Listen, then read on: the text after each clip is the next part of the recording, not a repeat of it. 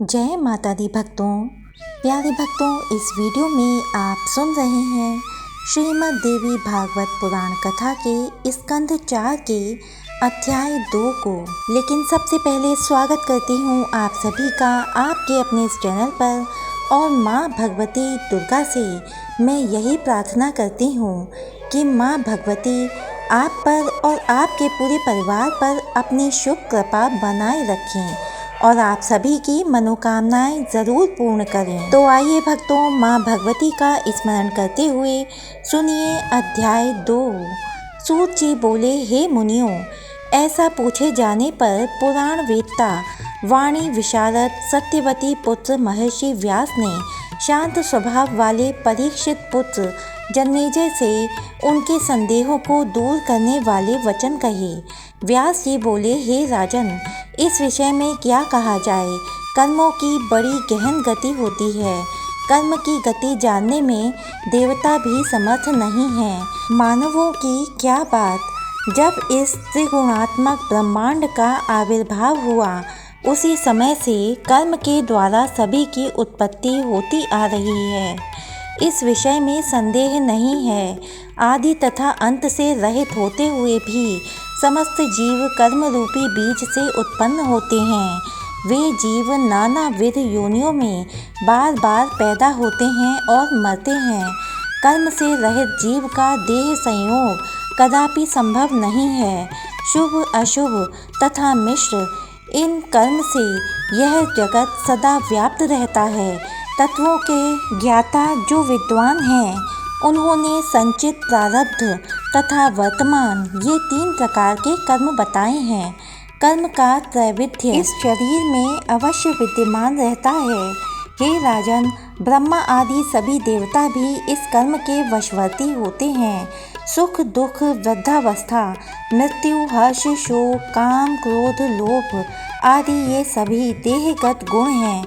हे राजेंद्र, ये दैव के अधीन होकर सभी जीवों को प्राप्त होते हैं।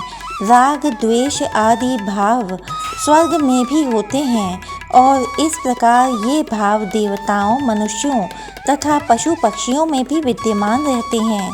पूर्व जन्म के किए हुए वैर तथा स्नेह के कारण ये समस्त विकार शरीर के साथ सदा ही संलग्न रहते हैं। समस्त जीवों की उत्पत्ति कर्म के बिना हो ही नहीं सकती है। कर्म से ही सूर्य नियमित रूप से परिभ्रमण करता है और चंद्रमा क्षय रोग से ग्रस्त रहता है। अपने कर्म के प्रभाव से ही रुद्र को मुंडू की माला धारण करनी पड़ती है। इसमें कोई संदेह नहीं है। आदि अंत रहित यह कर्म ही जगत का कारण है। स्थावर जंगमात्मक यह समग्र शाश्वत विश्व उसी कर्म के प्रभाव से नियंत्रित है। सभी मुनिगण इस कर्ममय जगत के नित्यता तथा अनित्यता के विचार में सदा डूबे रहते हैं। फिर भी वे नहीं जान पाते कि यह जगत नित्य है अथवा अनित्य। जब तक माया विद्यमान रहती है, तब तक यह जगत नित्य प्रतीत होता है। कारण की सर्वथा सत्ता रहने पर कार्य का अभाव कैसे कहा जा सकता है। माया नित्य है और वही सर्वदा सबका कारण है। अतएव कर्म बीज की अनित्यता पर बुद्धिमान पुरुषों को सदा चिंतन करना चाहिए। हे राजन, संपूर्ण जगत कर्म के द्वारा नियंत्रित होकर सदा परिवर्तित होता रहता है।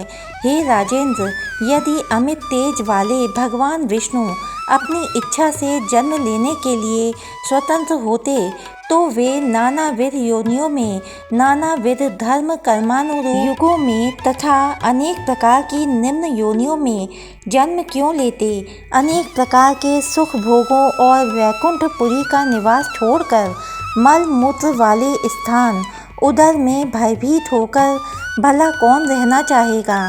फूल चुनने की क्रीड़ा, जल विहार तथा सुखदायक आसन का परित्याग कर कौन बुद्धिमान गर्भगृह में वास करना चाहेगा। कोमल रुई से निर्मित गद्दे तथा दिव्य शैया को छोड़कर गर्भ में औंधे मुंह पड़े रहना भला कौन विद्वान पुरुष पसंद कर सकता है। अनेक प्रकार के भावों से युक्त गीत, वाद्य तथा नृत्य का परित्याग करके गर्भ रूपी नरक में रहने का मन में विचार तक भला कौन कर सकता है। ऐसा कौन बुद्धिमान व्यक्ति होगा जो लक्ष्मी के अद्भुत भावों के अत्यंत कठिनाई से त्याग करने योग्य रस को छोड़कर मल मूत्र का रस पीने की इच्छा करेगा। अतएव तीनों लोकों में गर्भवास से बढ़कर नरक स्वरूप अन्य कोई स्थल नहीं है। गर्भवास से भयभीत होकर मुनि लोग कठिन तपस्या करते हैं। बड़े बड़े मनस्वी पुरुष जिस गर्भवास से डर कर राज्य तथा सुख का परित्याग करके वन में चले जाते हैं, ऐसा कौन मूर्ख होगा जो उसके सेवन की इच्छा करेगा। गर्भ में कीड़े काटते हैं और नीचे से जठराग्नि तपाती है। हे राजन, उस समय शरीर में अतिशय दुर्गंध युक्त मज्जा लगी रहती है, तो फिर वहाँ कौन सा सुख है। कारागार में रहना और बेड़ियों में बंधे रहना अच्छा है, किंतु एक क्षण के अल्पांश काल तक भी गर्भ में रहना कदापि शुभ नहीं होता। गर्भवास में जीव को अत्यधिक पीड़ा होती है, वहाँ 10 महीने तक रहना पड़ता है। इसके अतिरिक्त अत्यंत दारुण योनि यंत्र से बाहर आने में महान कष्ट प्राप्त होता है। बाल्यावस्था में भी अज्ञानता तथा न बोल पाने के कारण बहुत कष्ट मिलता है। परतंत्र तथा अत्यंत भयभीत बालक भूख तथा प्यास की पीड़ा के कारण अशक्त रहता है। भूखे बालक को रोता हुआ देखकर माता रोने का कारण जानने के लिए चिंताग्रस्त हो उठती है और पुनः किसी बड़े रोग जनित कष्ट का अनुमान करके उसे दवा पिलाने की इच्छा करने लगती है। इस प्रकार बाल्यावस्था में अनेक प्रकार के कष्ट होते हैं। तब विवेकी पुरुष किस सुख को देखकर स्वयं जन्म लेने की इच्छा करते हैं। कौन ऐसा मूर्ख होगा जो देवताओं के साथ रहते हुए निरंतर सुख का भोग त्याग करके श्रम पूर्वक तथा सुख नाशक युद्ध की इच्छा रखेगा। हे नृपश्रेष्ठ, ब्रह्मादि सभी देवता भी अपने किए गए कर्मों के फलस्वरूप सुख दुख प्राप्त करते हैं। हे नृपोत्तम, सभी देहधारी जीव, चाहे मनुष्य, देवता या पशु पक्षी हों, अपने अपने किए कर्म का शुभ अशुभ फल पाते हैं।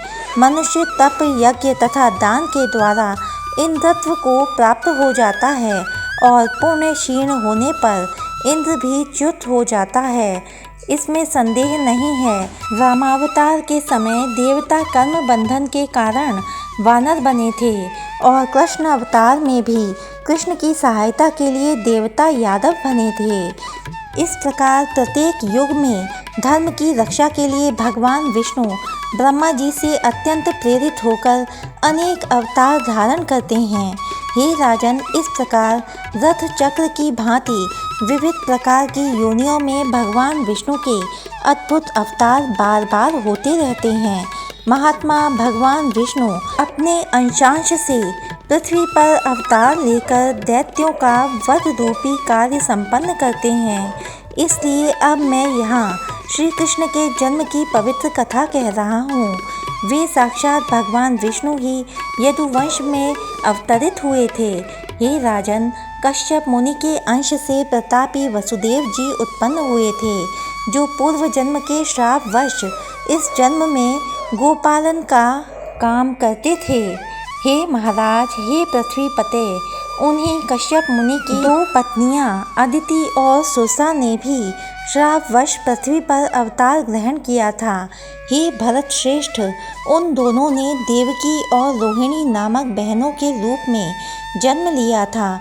मैंने यह सुना है कि क्रुद्ध होकर वरुण ने उन्हें महान श्राप दिया था।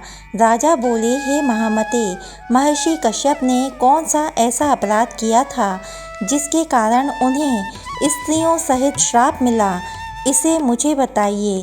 बैकुंठवासी अविनाशी रमापति भगवान विष्णु को गोकुल में जन्म क्यों लेना पड़ा।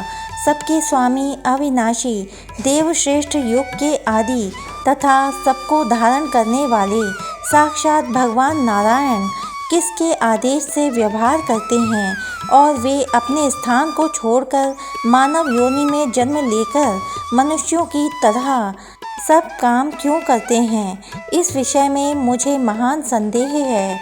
भगवान विष्णु स्वयं मानव शरीर धारण करके हीन मनुष्य जन्म में अनेक विध लीलाएं दिखाते हुए प्रपंच क्यों करते हैं। काम, क्रोध, अमर्ष, शोक, वैर, प्रेम, सुख, दुख, भय, दीनता, सरलता, पाप, पुण्य, वचन, मारण, पोषण, चलन, ताप, विमर्श, आत्मश्लाघा, लोभ, दंभ, मोह, कपट और चिंता, ये तथा अन्य भी नाना प्रकार के भाव मनुष्य जन्म में विद्यमान रहते हैं। वे भगवान विष्णु शाश्वत सुख का त्याग करके इन भावों से ग्रस्त मनुष्य जन्म किस लिए धारण करते हैं। हे मुनीश्वर, इस पृथ्वी पर मानव जन्म पाकर कौन सा सुख मिल जाता है। वे साक्षात भगवान विष्णु किस कारण से गर्भवास करते हैं।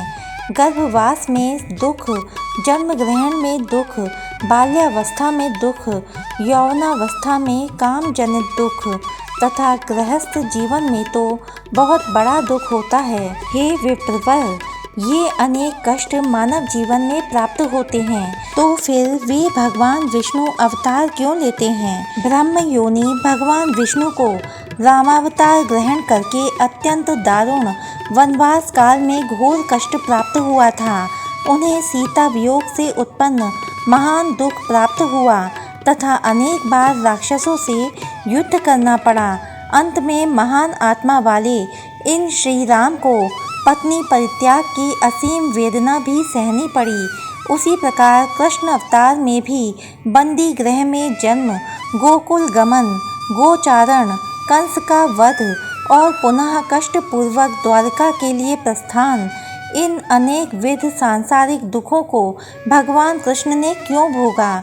ऐसा कौन ज्ञानी होगा जो मुक्त होता हुआ भी स्वेच्छा से इन दुखों की प्रतीक्षा करेगा। हे सर्वज्ञ, मेरे मन की शांति के लिए संदेह का निवारण कीजिए। सर्व मंगल मांगल्ये शिवे सर्वार्थ साधिके शरण्ये त्र्यंबके गौरी नारायणी नमोस्तुते। प्यारे भक्तों, वीडियो में अंत तक बने रहने के लिए आपका बहुत बहुत धन्यवाद। इससे आगे की कथाएं सुनने के लिए हमारे इस चैनल को सब्सक्राइब कीजिए, वीडियो को लाइक कीजिए और ज़्यादा से ज़्यादा इस वीडियो को शेयर कीजिए। भक्तों, आपका एक एक लाइक और एक एक कमेंट मेरे लिए बहुत महत्वपूर्ण है। तो अंत में भक्तों, माँ भगवती से मैं यही प्रार्थना करती हूँ कि जो मनुष्य इस देवी भागवत महापुराण की कथाएं सुने, माँ जगदम्बा उस पर असीम कृपा करें। तो मिलती हूँ भक्तों आपसे अगले वीडियो में, तब तक के लिए जय माता दी भक्तों।